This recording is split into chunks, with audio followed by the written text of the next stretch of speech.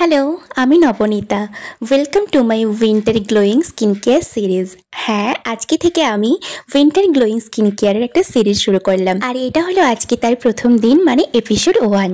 প্রথমেই শুরু করছি vitamin C and retinol juice দিয়ে, যেটা বানাতে আমার লাগবে গাজর, কমলা লেবু আর পাতি লেবুর সাথে হচ্ছে আদা আর হচ্ছে কাঁচা হলুদ।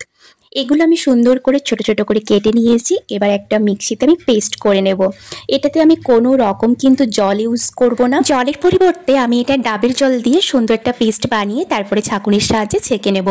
এটাতে বেসিক্যালি আমাদের স্কিনে আর শরীরে কি উপকার হয় সেটা হলো ভিটামিন সি আমাদের স্কিনটাকে গ্লোয়িং করবে। আর এই শীতকালে সবারই স্কিন ভীষণ ডাল হয়, আমরা স্কিনের যত্ন নিতে পারি না।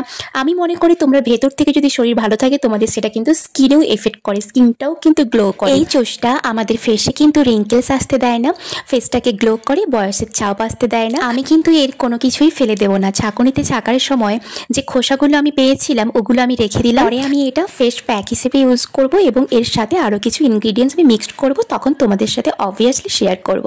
তো আমার জুস রেডি। এটা তোমরা টানা 15 দিন খেয়ে দেখো, best result must and should পাবেই পাবে। আমি মনে করি স্কিনকে বাইরে থেকে সুন্দর করার চেষ্টা না করে ভেতর থেকে সুন্দর করাটাই সব থেকে বেস্ট কাজ।